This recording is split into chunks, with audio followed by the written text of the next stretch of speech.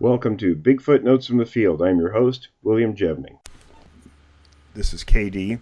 We're going to be discussing a short recording done by Jeremiah, our Jevning Research Group, Regional Director for the Northeast U.S. and Eastern Canada, shortly. But let me give a few tidbits of information first. For those who haven't seen my website, williamjevning.com, go check that out. Lots of interesting things there. We have the blog there. I used to have a separate blog. We moved it to the website when it was created.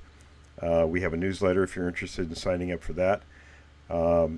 We post shows on there, and just lots of interesting things. So in the blog and everything is there. So go take a look at that, williamjevning.com. And we had done Blab for 38 weeks until Blab sort of went away. They disappeared. We have the links on the website, but Blab isn't back up yet. They're going to be putting it back up, I'm told, for the archived shows. So if you want to listen to the shows that we did previously, go to my YouTube channel, and they're on that. Or most of them are on there. I think we have about 31 or 32 of the 38 shows up there. So let's go ahead and we'll start this week's show. We're gonna just discuss this film.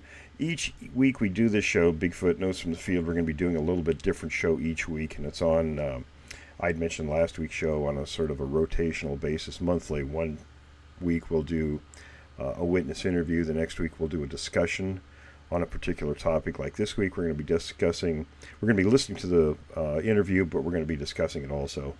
Another week we're going to have a live call-in show, and another week we'll have members from different teams around the country from the Jevning Research Group, and we'll be getting updates of what's going on in those regional areas. So let's go ahead and launch into this. Katie, welcome. Thank you. How's it going? It's good. It's good. Before we get going on this, I guess, is there anything you wanted to bring up? I know you have lots of great questions and insights on the subject. So yeah, for me, I mean, you want to launch into the discussion about the interview, or you just want to talk about the subject? Do that. Well, then let's go ahead and do that. We will. What I'll do is I'll go ahead and play the recording, and so let's take a listen, and then we'll talk about it afterwards. So I'll start the recording right now. Sure. But so tell me what first of all, tell me what what did you know about Bigfoot before you? At that time, not an awful lot, just what was on television. Okay. See around. The Patterson film. I can't remember the name of it, but it was the one that was commonly seen on television. The female with the breasts. Yeah. It's a pretty common film. Okay, that's good. So can you tell me what happened? What were you doing prior to the encounter? Well, it was late evening, a little after sundown, and I was headed up to a friend's house in Scary, town of Brandon. And there's the road's not like it is now. Right. It used to be real narrow, and it was a dark, no houses within sight from any direction. Okay. And there's water on the north side of the road. Okay. An old beaver dam. Okay. And on the south side of the road, it goes right straight up into the woodland that goes, you can go all the way to the town of Duane before you cross the right. road. That's a pretty remote area right there. Yep. And I was standing between the taillights. So you said, one second, Woody. So you said to the north, it led right up into the hills, right? Yep. Beaver Dam to the north, south, went right up into the hills. Yep, south just goes right up into the Adirondacks. At the time, there wasn't even any logging going on. Really? That much up in there. When you got about 5 miles south of there, the old CC camp roads. Yep. Wound around up through in the woods. Oh, yeah. But pretty much that time of night, you wouldn't run into anybody. Right. For miles. Right. To the south. And so I'm standing behind the car, and something in the distance, because it still had some light there at dusk time.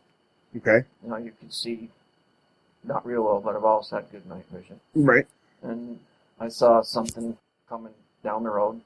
Thought it was one of the old fellas up in Dwayne that walked around a lot. Okay. And Which side of the road is it walking down? it was on the south side of the road. Okay. Kind of in the road. Okay. Not really. It's kind of like it was just a lane that it was walking on, and you know, it wasn't walking on the shoulder per se. Okay. It was just walking in the direction of the car. Okay. So you mean it was headed? You think it saw you? It was coming right at me. Okay. So it definitely saw you. And You think? whether it knew, at first I thought it was just a person, Okay. but it was coming fast, and to be coming that fast, it would have to have been running. Okay. You know, a person jogging or something. Yep.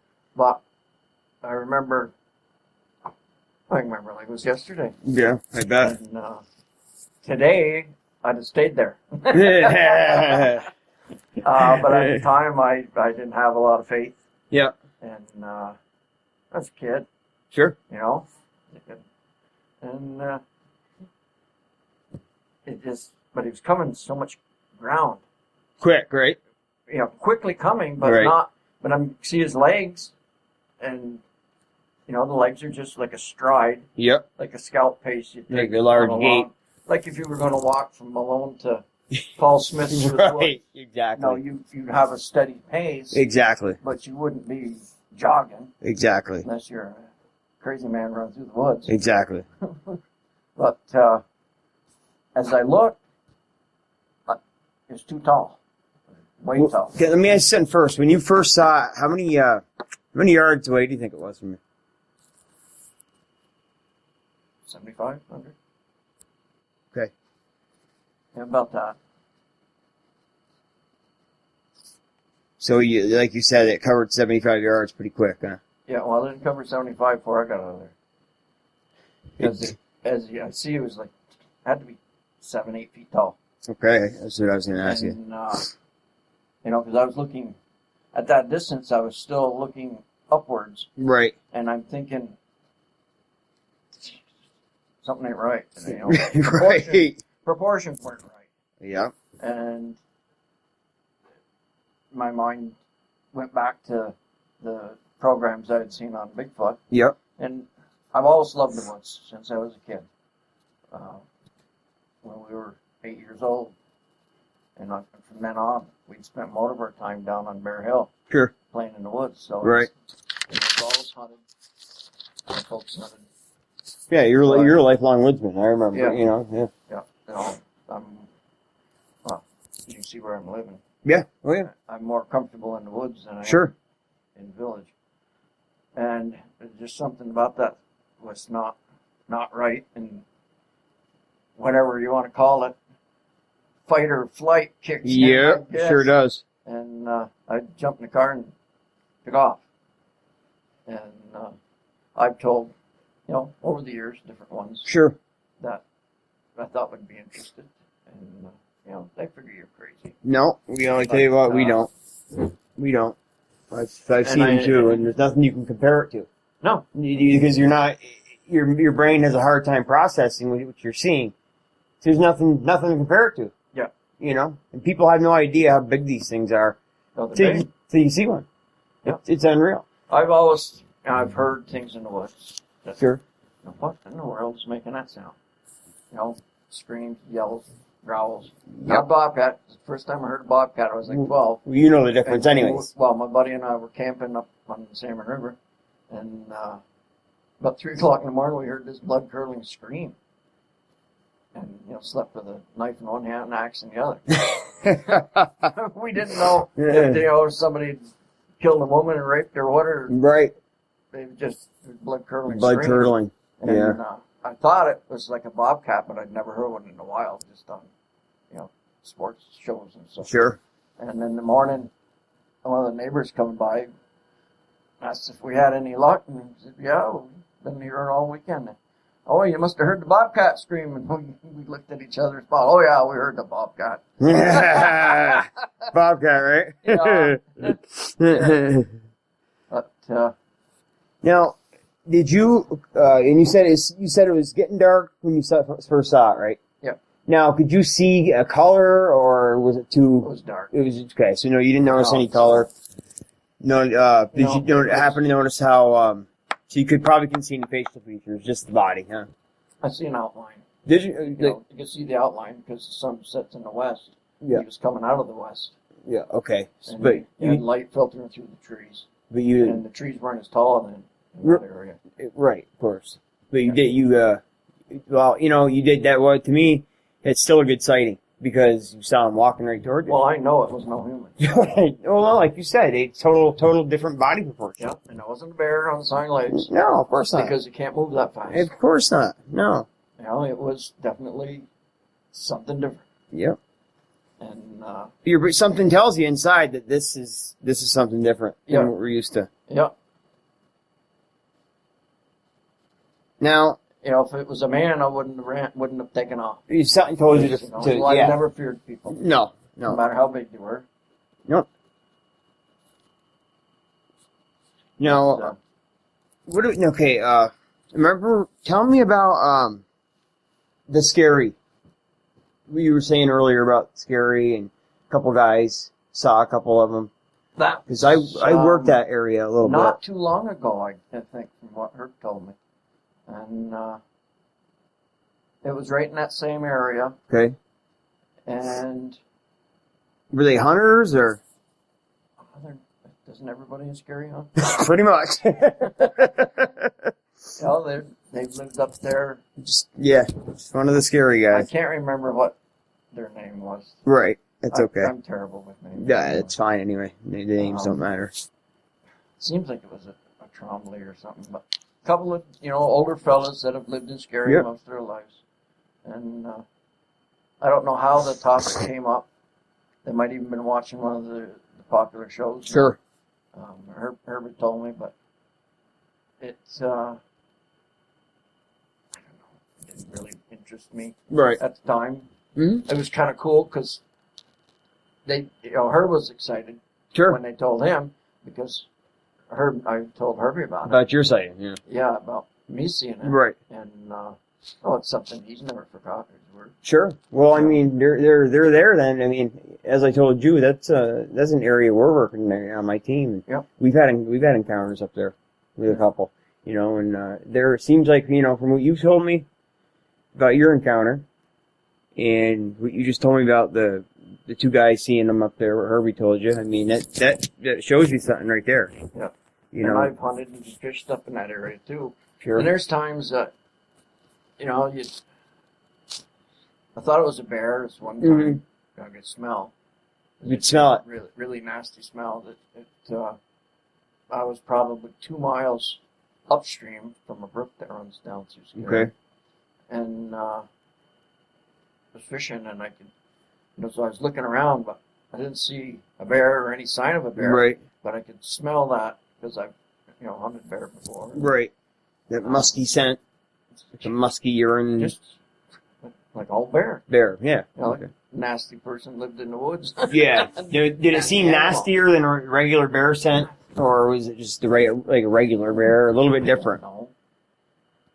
Wasn't really offensive to me. No, right. But I've always been aware and never smoked, so my senses, we'd be hunting. Good sense. I can smell if there's a partridge. Sure. I can smell the partridge. Sure. They've spent the night or whatever. Sure. And the smell of a bear, like you could smell like when we're spent the night. Yeah. It's just I guess you'd call it musty. Yep. A musty, kind of cross dirty. Yeah, because it's not what you'd like. If you smelled like that, you'd want to be getting a shower. Sure. But it's funny you interest that because it's usually like 1 out of every 10 reports. We get the smell. Yeah. You hear about the smell. Did you smell anything in the night of your visual encounter? That whole area in those days it was low in the beaver dam. Okay. So the whole area had a Smell to it. deep woodsy smell Yeah. anyway. Okay. And I had just, to believe, so. Yeah. There was a lot of smells. That's great. But he was, I don't know, because I thought about it a lot. Yeah. Why was it coming at the car? And I got to thinking, if it was a female, Yep. or I don't know, maybe the males are protective too. Oh yeah. There Very. could have been, because I was closer to that beaver dam. And there could have been a young or mate or whatever. I agree. Just in the woods. I agree. Where I was stopped. Did you have a feeling that was kind of what was going on? Well, my thought was, why is it coming right at me? Right. Because it didn't make sense. Because I just stopped there. And of course, when you spent a lot of time in the woods, Mm-hmm. if you see a cub bear, you don't go near it. No way. Because no doubt mama's not too far away. Not too far away. Yeah, and you don't want to come between a mother bear and a cub. Absolutely not. Even, the black bear we have around here can get pretty nasty. You damn right they can. No, you take a woman, don't come between a woman or a man and their kid. Yep. You That's know? right.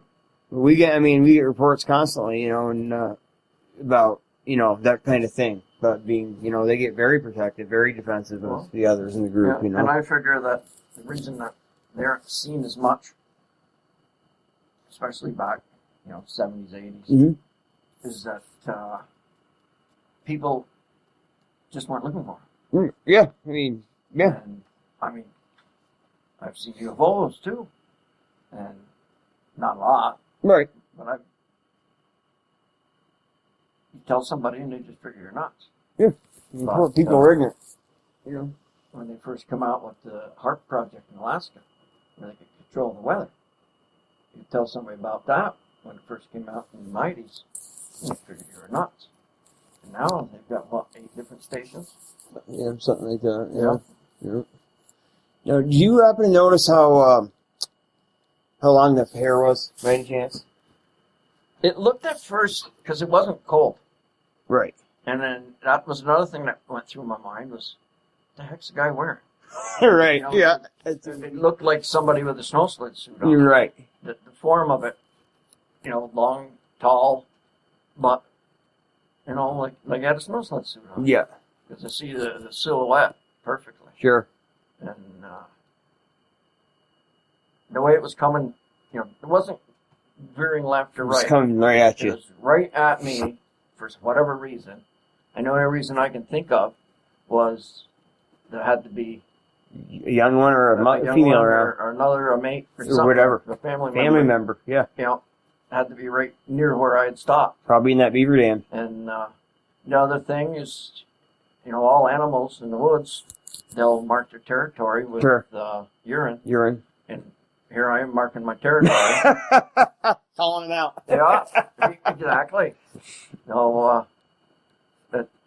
My only regret is that I didn't stay and just see what it was. Yeah. In one way to look at it, in another way, maybe you're lucky you didn't. I might have been killed by a bear attack. Yeah, quote, a bear. But, today I would have stayed right there. Keep the car between him and me. That was pretty interesting sighting, Woody. To be honest with you. That was good. Well, in the meantime, man, if you think of anything else, just get a hold of me.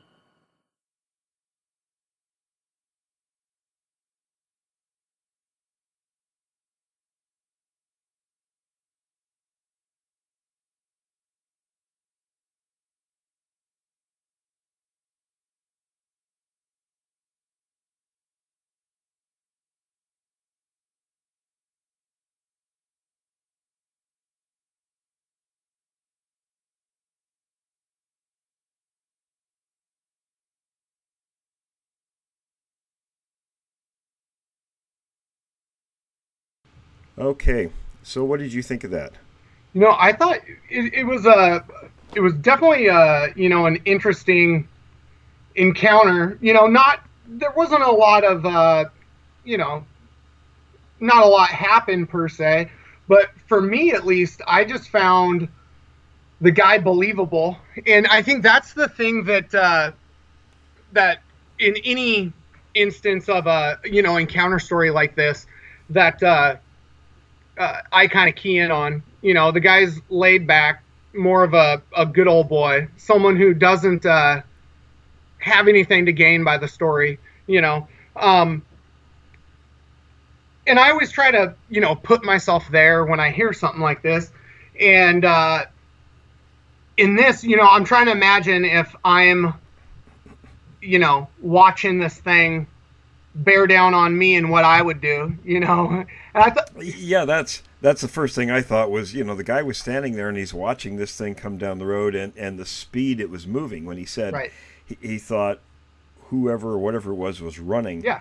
And with the Sasquatch, of course, because they have such a much longer step than we do, sure. They move quicker, much quicker. Whether it was actually running or appeared to run, we don't know. We were going to have Jeremiah with us this evening to sort of walk us through a little bit of the story, but Jeremiah's sick this evening. So, and he's familiar. I mean, he knows that area. They're talking about specific roads, right? And he knows. Exactly. Yeah, he knows all that. And so the thing covers 75 yards in a matter of a couple seconds, he says, or a couple strides. It's pretty fast, yeah. And I think, of course, that time of day when it's dusk and visibility is not real great, you can, and I can sympathize. My own first encounter was like that. It was right at dusk, so you can see a lot, but there's lots of things that, we take for granted that we can see in broad daylight that you can't see in those conditions. Sure. It's explaining those situations in that set of conditions is kind of difficult at times because it's really hard to translate that into people's minds. We like to think in kind of black and white terms, and we're expecting to get explanations from somebody that's seeing something in broad daylight when it's in questionable lighting conditions at best. Sure. So you're getting as much information as you can, but it's hard to describe it in some of those cases. Well, yeah, and the one thing that I wasn't sure, the interview, I know, he kind of tells a story, and then I think he goes on to, he's going to tell another story, and then he brings it back. That was, a little confusing to me, like brings it back to his encounter, so I really wasn't sure, but how close did he end up getting to that? Or did it end up getting to him before he gets in his car? I think he got in the car before it got that close. Right. But I mean, he that's why I say it would have been better if we had Jeremiah here to help clarify that, because I was a little unsure myself. Sure. And I mean, for me, it's a simple story, right? Not a lot happened. But to me, I think that's probably how the majority of these encounters probably go, But, I don't know, just trying to imagine, of course, I've never had an encounter with one of these things, but trying to imagine, what must have been going through his head, you can't blame the guy for boogieing out of there pretty quick, but, like he says, it would have been a lot better if he stuck around, maybe. Yeah, I'll tell you what, from being in a situation somewhat like that, sticking around, people say that, that, oh, maybe you should have stuck around, and your instinct is to get the hell out of there. Well, yeah. I know, and I had a rifle in my hands when I encountered these two, and after shooting in there, of course, it was a .22, and I knew that was way too small to do anything to an animal that size. Sure. But still, when the second one came around, it was just, pure fight or flight. Well, yeah. It was get the hell out of there. Well, I mean, how many times has everybody out there had an experience with a person where when it's over, maybe you froze up, you didn't say the right thing, or you get out of there, and you're always like, oh man, right. I coulda, shoulda, woulda, So try to put yourself in that situation with some, unknown creature, it's a lot of people, and this is what I really find interesting in this field, is it's easy to criticize, oh, well, you should have done this, or why didn't you do that? But if you just take a step back and insert a human into a lot of these situations, you're encountering another person, right, absolutely. What would you do? I don't know. Yeah, it's one of those things you really can't armchair quarterback Sure. it because, you're not in the person's shoes. No. And it was interesting. My question would have been, why did he think the creature was approaching him? Right. I mean, he mentioned the taillights of the car being on. Well, obviously the creature would have seen that from a long distance away. Sure. So just the fact that it was approaching them would have made me pretty wary right from square one. Right. Because a lot of wild creatures will stay away from Of people, course. and this one was making a beeline straight for him. To me, that sounds like kind of an aggressive. Oh, behavior. certainly. Well, and I think of I did a lot of bow hunting. Well, I still do, but out in Arizona, and we would be easily 30, 40 miles from the nearest road. We'd take off, drive my Jeep as far back as we could, and then get out on foot. And if I ever came across anybody out there, it was creepy, Yeah, it makes you wonder what they're doing out there when it took you so long to get to that. Well, yeah, there was a place called Rogers Trough that I remember. It was like a 30-mile drive or something to, around that. And I was with a buddy. Of course, we're armed out there, but we came across these people that far back.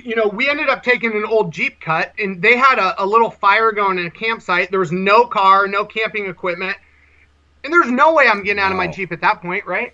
I mean, that was creepy enough. You stumble on the serial killers out here. Right. That's with people, man.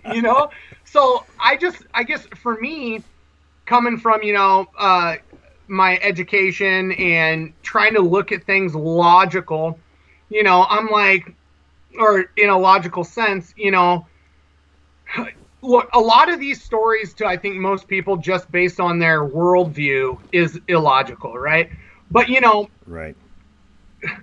No, all these people aren't going to be. There's going to be a good chunk of people that are just making claims that just want attention. We know that, Sure. But there's a lot of these stories, whether it's like the witness effect, where 5 witnesses of the same event are going to have different details. Whether they don't remember all the details, something happened, And I definitely got a sense with this guy that. Something happened. He seemed very, very legit to me. Yeah, absolutely. Oh, man. Yeah. And that's the thing, a lot of witnesses, it's very difficult to get them to talk about stories. And I remember Jeremiah saying it actually took quite a bit of time to get him to get this gentleman to actually talk about his account. And there's lots of people who don't. And that's one thing I wanted to mention, too, real quick. It's sort of a plug for future shows. Yeah. My apologies, folks. But one of the things that I always guarantee is witness anonymity. Now, that's, if anybody has an encounter story they'd like to discuss with me, and if you're willing to do it for the show, of course, we don't have to do it for the show, but if you're willing to, we don't use, if you don't want, we don't use names, places. I can even scramble your voice so that no one will know who you are. And if you're interested, you can get a hold of me at my personal email, williamjevning@yahoo.com. But getting back to that, a lot of people simply won't talk. And there's probably, and I guessed this back in the 90s when I was doing a lot of research in southern Washington, Mount St. Helens region, was that for every one person who would come forward, and I always have to, the first question I ask myself, if somebody comes to me and wants to tell me a story, what are they trying to get out of it? Right. And like you mentioned, a lot of people in this subject today are simply out there trying to get attention for themselves. Sure. And then you have to ask, for what? What's the reason? This is a subject where there's a lot of ridicule attached to it, oftentimes. It's more so the case than not.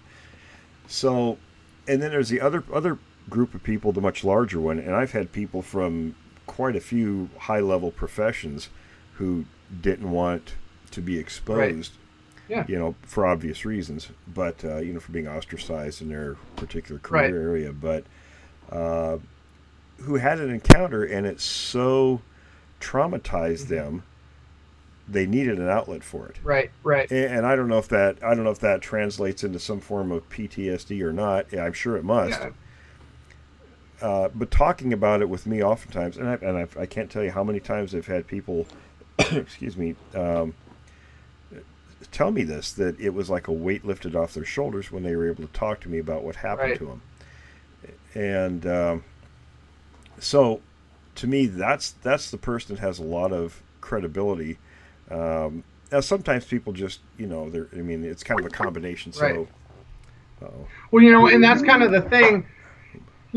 Well, first off, for your first point, about the anonymity with the guests. I mean, we're kind of in a climate right now in our culture where a lot of these things are becoming more acceptable. Of course, there's going to be certain crowds that just automatically won't even, take the time to acknowledge a possibility.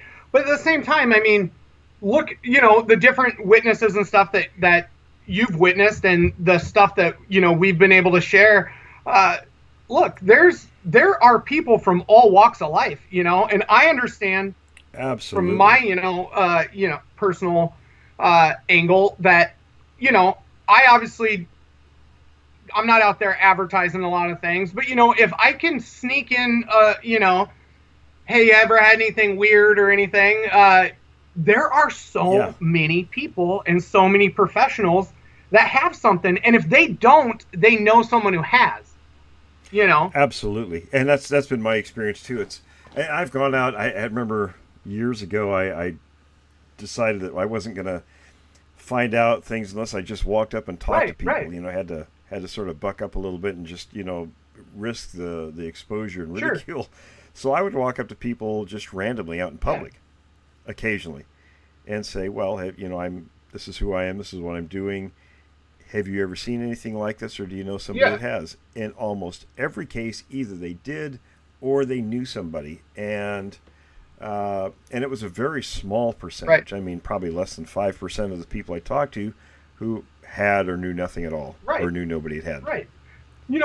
So it's very common. And that's actually kind of what drew me into this subject. I, growing up, I was always into monsters and, stuff like that. I was just that kind of kid. But, our neighbor growing up had an experience. And this guy was a prominent banker, big outdoorsman. And he had an experience on an elk hunt and came back. And I bugged him so many times having him retell me that story.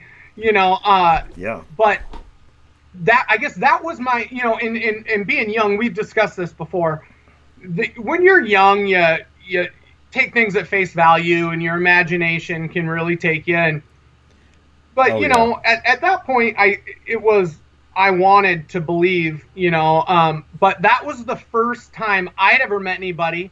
I used to cut clippings out of the paper all the time, every time there was a story, but there was always something weird about it, but I mean, this guy was telling the truth, what he saw, and I don't know, that kind of started me. And I spent a lot of time when I was a kid, fishing and stuff up there on Skate Creek in Packwood, and I've told you I've never had an experience. Now, I can remember a couple times, and I am not claiming this was a Sasquatch in any way, but I've had a lot of times where I just got this gut instinct to get out of there. And, the only way I can describe it was, when you're a kid and you're in your basement or you're in a cellar, you're fine when you're down there, but right when you hit those stairs, you're about to go up, you just got that feeling something's back there and you run, I can remember a couple times,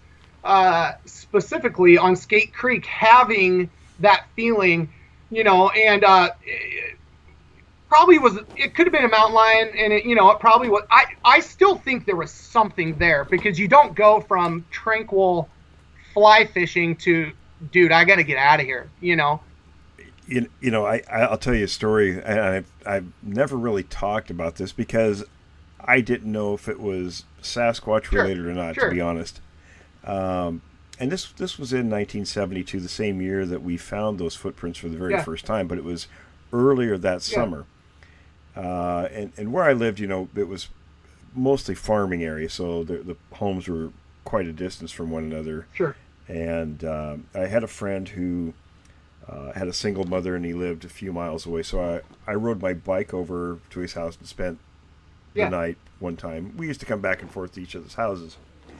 And they had rented 10 acres. It was a single mother and her son. And at the very back of the 10 acres, there was where the railroad tracks, the very same tracks we found the footprints on, about a mile away. Actually, this is only about a mile distant. They had a shed back there, and we were going to make that sort of a clubhouse. And I remember it wasn't real big. It was maybe 10 by 10 square feet, and about, I want to say, it was kind of a high roof. It was probably about 9 feet high. And we packed all our sleeping bags and all this stuff down there, and flashlights. And after dark, probably around 9, 10 o'clock at night, he was in the sleeping bag with comic books and something, I don't know, I just had this feeling of kind of apprehension, and I'm used to sleeping out on the ground and out in the middle of nowhere, or out in our our acreage in the sleeping bag. It was no big deal to me. But we were in this shed with the door closed, and I remember there was a knothole up near the top of the ceiling, and it was probably 3 inches across. It was a pretty big knothole. That was, the piece of wood inside was gone, so it was an opening.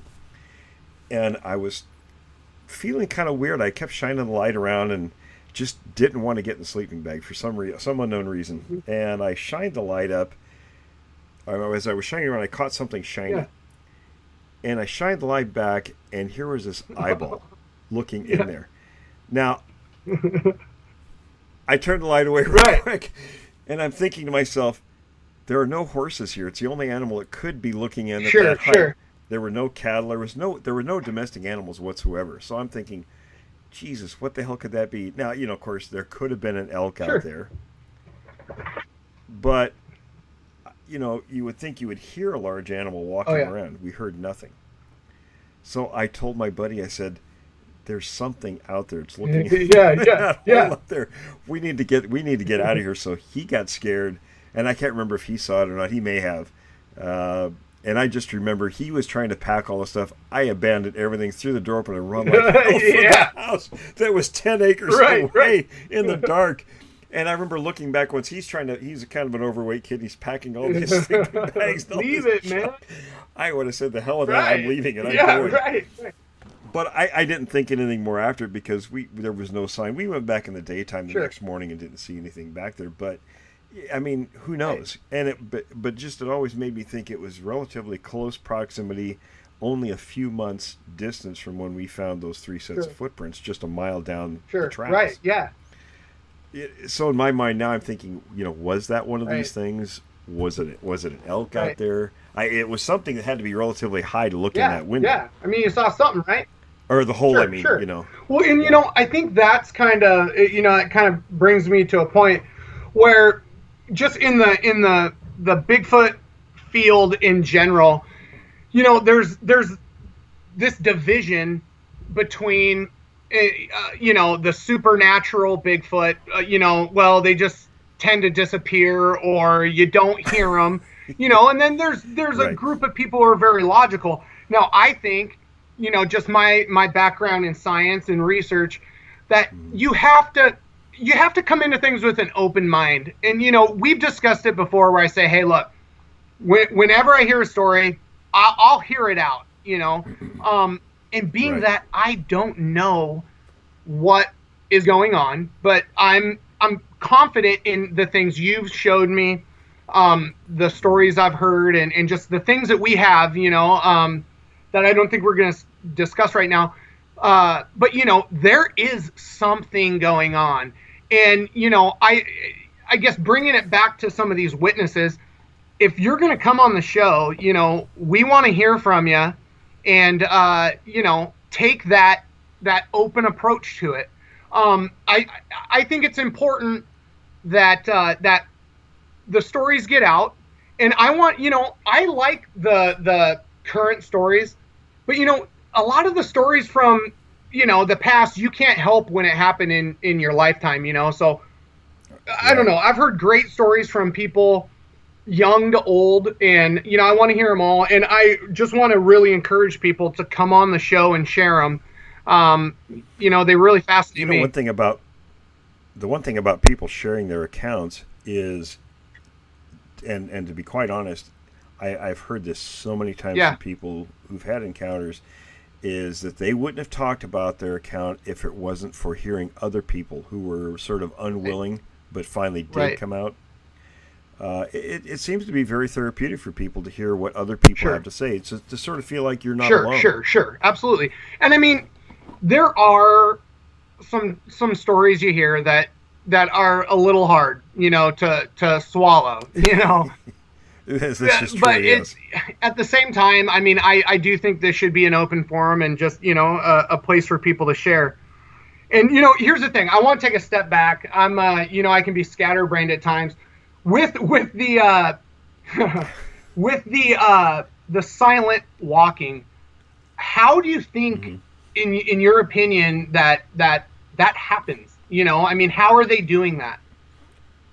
Well, I'll tell you what, a lot of people, I think, have a real misconception when it comes to these creatures and what they are and what they do. A lot of people think, and here's one of these kind of generalistic things that people say, is that, these things are just out wandering around the forest. How come, the first thing you say is, well, how come more people don't see them? How come we don't have pictures? How come we don't have this and that?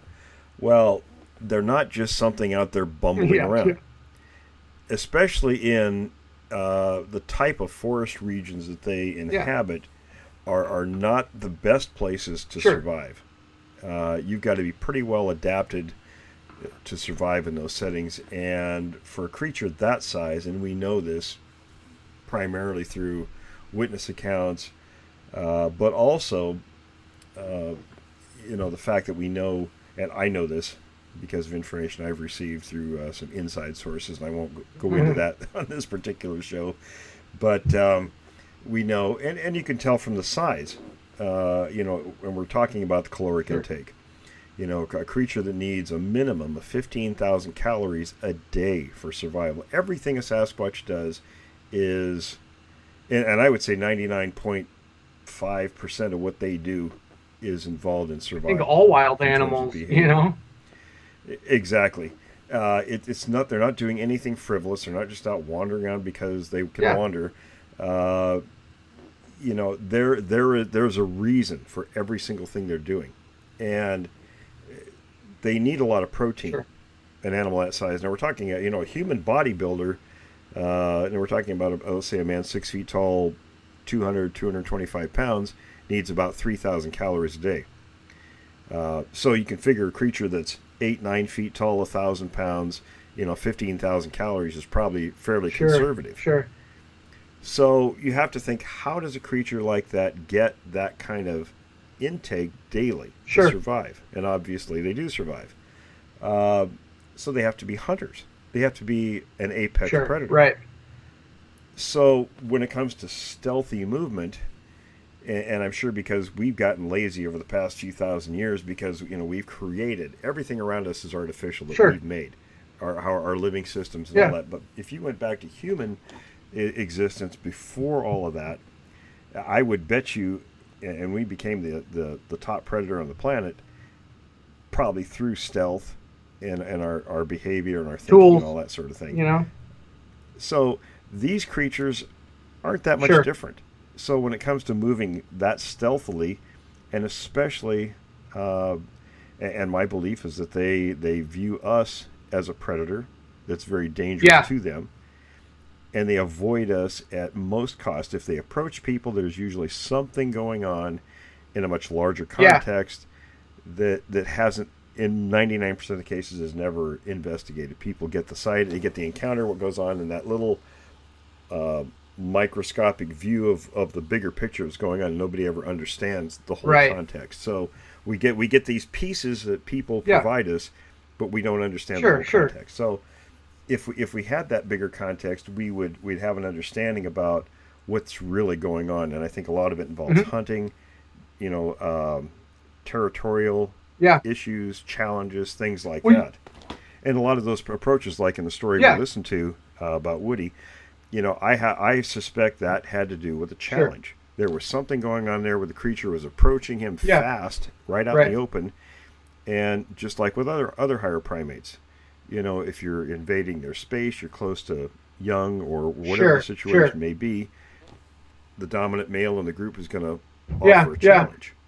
And if it had other encounters with humans, whether limited or extensive, and maybe it knows, hey, if I approach this thing, it's gonna leave. It'll chase and I did some thinking, because that was one thing on the silent movement that it kind of got me. It made me pause and think, okay, how is something that big, 10 to 12 feet tall, going to be silent? And if you think of the physics behind it, here think of the mechanics. Well, no, I'm thinking even just the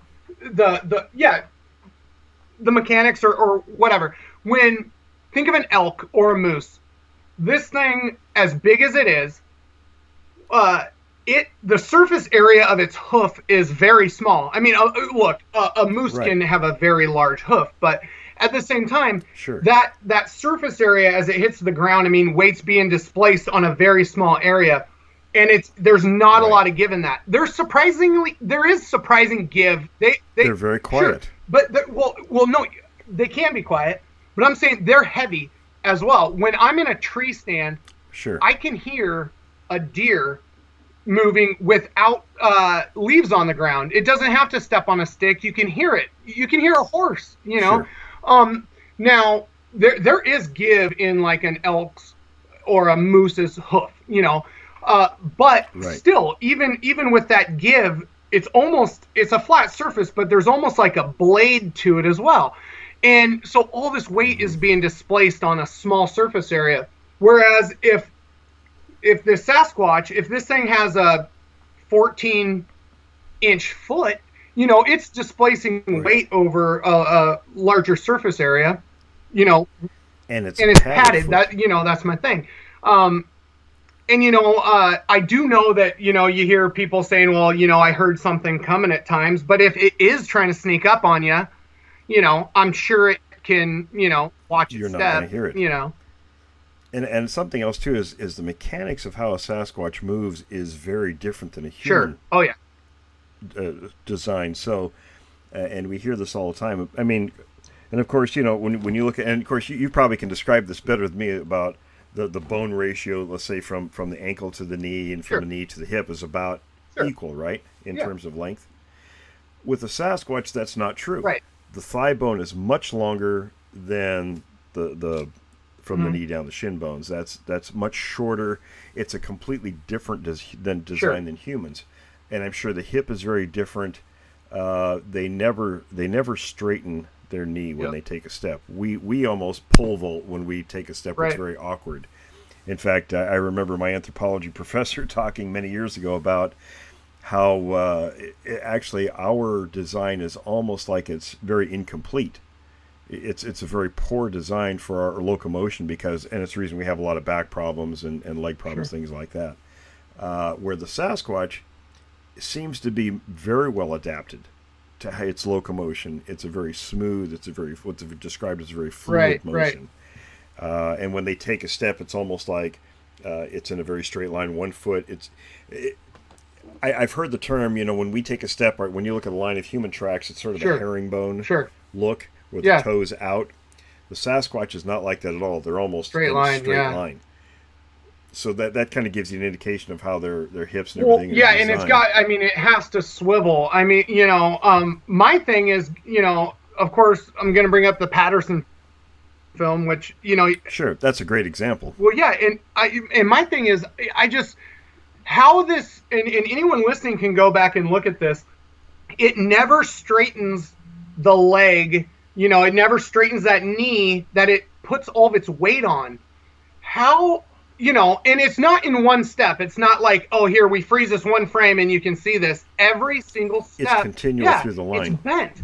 And then the leg that's in the air, it's bent. It's bent at the knee at almost a 90-degree angle, if not a 90-degree angle, And I could stand in one spot and do it, and I'm sure I could practice it and do it. But I go back to why in 1967 would they go to those lengths to say, well, here, swivel swivel your leg in the air out and, bring it around in front of the other leg, Yeah. Yeah. Go ahead. And it's also interesting too. They on that particular the way they move like that. In terms of the foot isn't toe or heel to toe the way we step. In other words, you put our weight down on the heel and then roll your foot forward, and then the pressure is off on the toe. Theirs isn't like that at all. They pick their feet up. It's almost like a snowshoe. Oh, everybody wants to call me on Skype today. It's they pick their foot up, they move it across, and set it back down, straight down. It's not a rolling step at all. It's a very unusual. It's almost like people say like a snowshoe skier the way they move. So it's very different, and it's one of the ways we can identify fake tracks from real tracks. Is by that motion. Well, and another thing which I think is really interesting, you shared a picture with me of a trackway in snow, and I wish we had measurements of how far apart those steps were, but it's in a straight line. They're fresh, and there's not a human track. There's not a break in that snow. There's not a pine cone in the snow around it. So how did they do that? Exactly. See, that's one of the real. That's like tracks in the snow are one of my favorites because of that exact reason. You can tell so easily if they're faked or not, and if it's not faked, well, what did that? And that's where I go.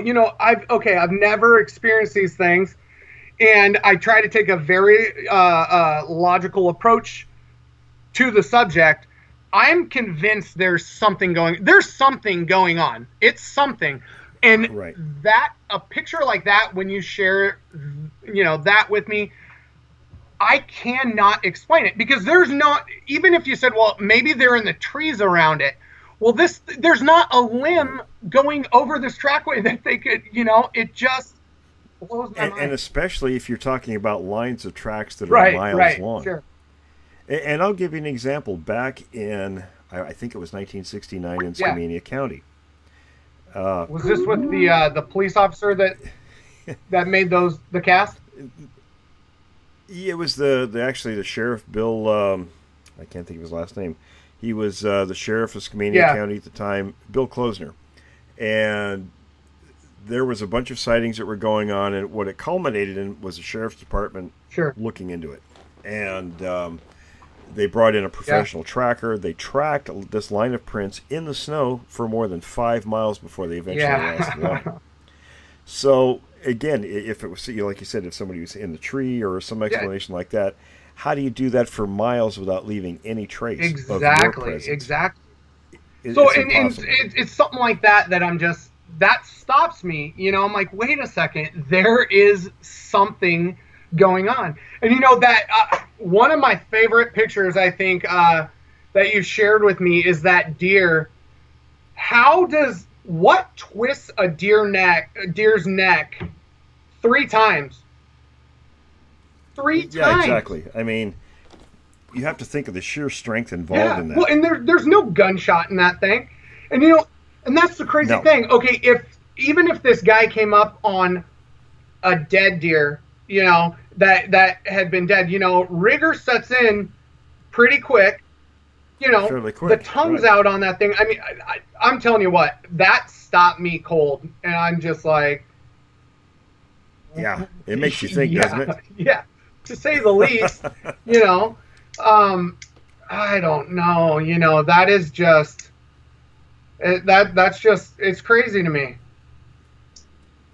And there's another piece too that really kind of drives me crazy sometimes are all the blob squatch pictures out there.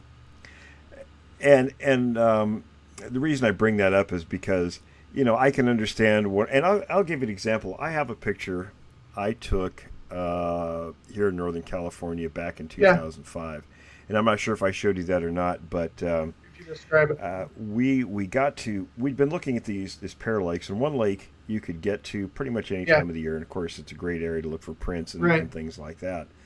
The other lake adjacent to it, there was no roads or anything, and quite honestly, I was more concerned about rattlesnakes and things like that, trying to hike through the brush. So I thought, well, I'll wait maybe, for another opportunity that might be better to go try to Right. get to that lake. So one year we were up there, and we saw that the other lake was dry. So I told my buddy, I said, let's risk it. We'll hike Yeah. down through the timber, and maybe we'll see something in the bottom, where the Right. water's gone.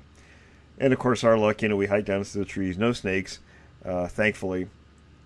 But the bottom of the lake was covered in grass, real thick grass, so there was no chance of any Right. tracks or anything.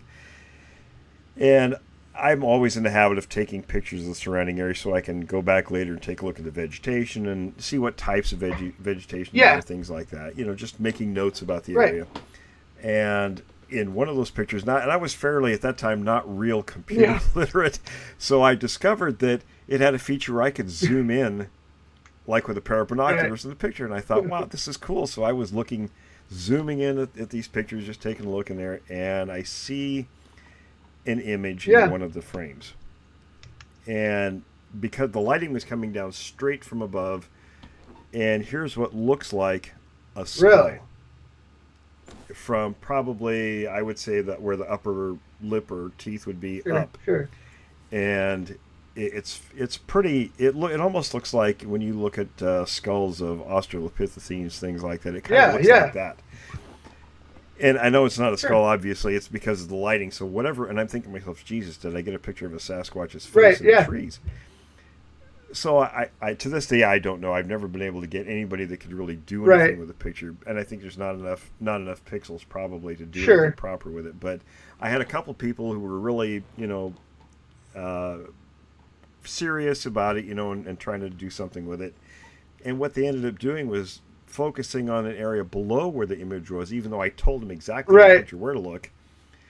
And both of them brought different things up, but they find these images that are supposed to be whole Sasquatch in the picture. And of course, what always throws me is that whatever's in the picture happens to be the exact same color as the foliage around it. And I just kind of, I didn't have the heart to say anything that, hey, look, you're looking in the wrong spot. There was nothing there. I was standing there 50 feet away. I know there was nothing else there, but this image was there, But we do get pictures.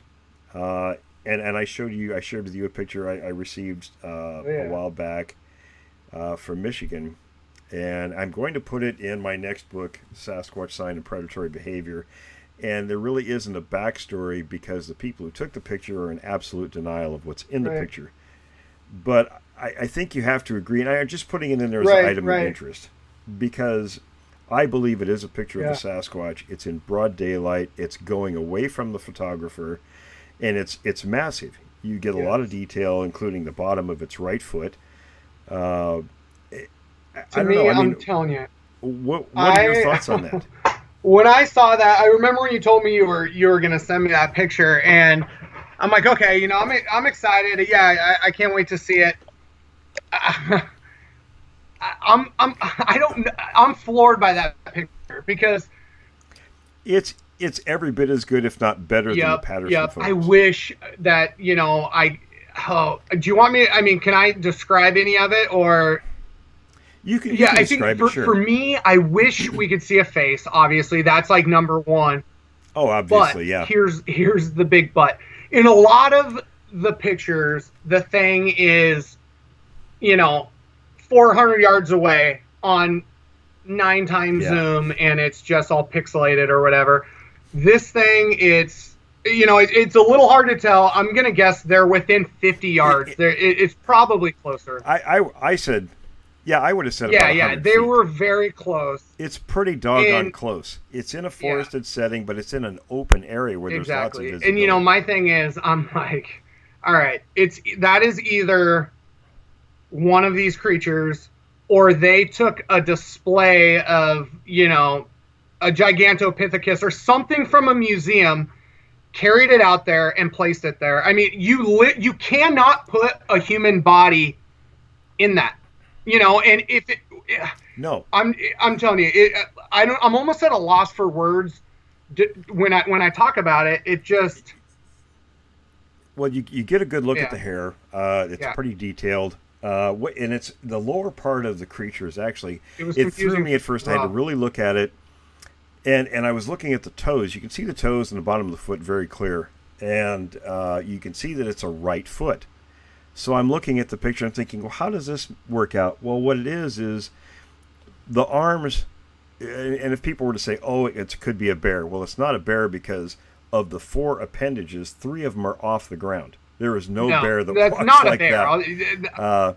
that. The creature's moving away from the photographer. Both the arms are up. It's the left. You can't really see the left leg. It's stepping over a small log, or a couple of logs actually.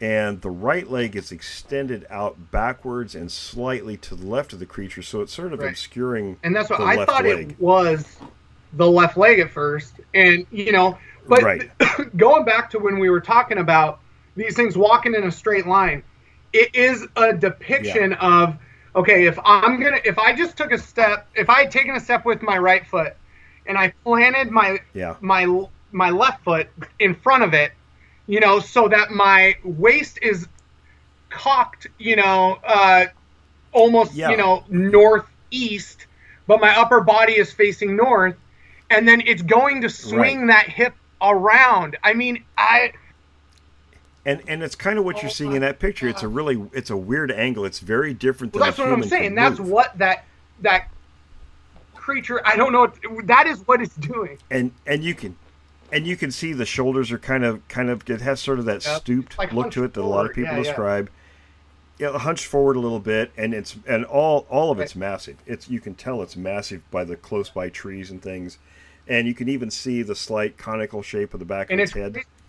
You don't see much of the head because it's leaning forward. But the head is also, you can tell it's set, like all these witnesses say, it's set. Yeah, and I'm just, when I saw that, it's like, okay, It's a fascinating picture, and again, the person who sent it to me was given it by the people who took it, and the people who took it are in absolute denial. The only thing they'll say is it's a bear, and it's obviously not a bear. So I don't have a backstory for it, unfortunately, so that's why I'm going to offer it just as an item of interest. But the point of it is there are people who have legitimate pictures out there, and like I said, this was taken in 2009, so it was tucked away for a long time. Nobody was even remotely willing to talk about it.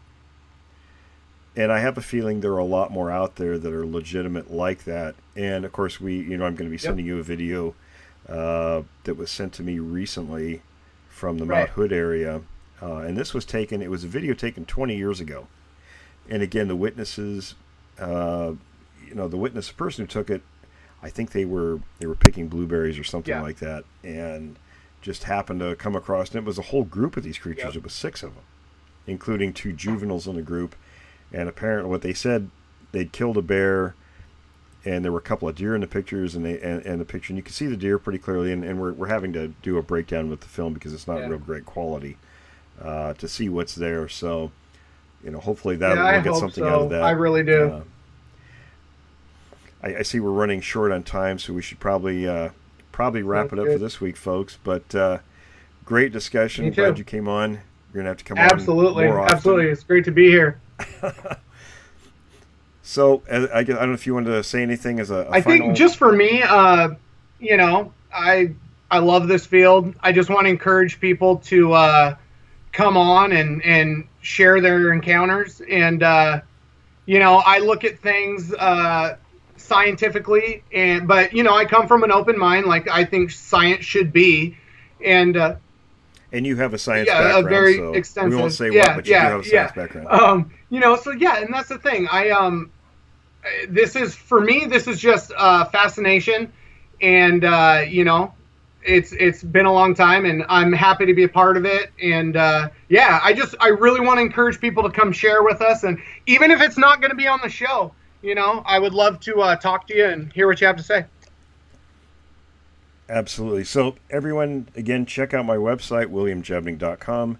And we also have a Facebook page. It's called the JRG Bigfoot Research Group.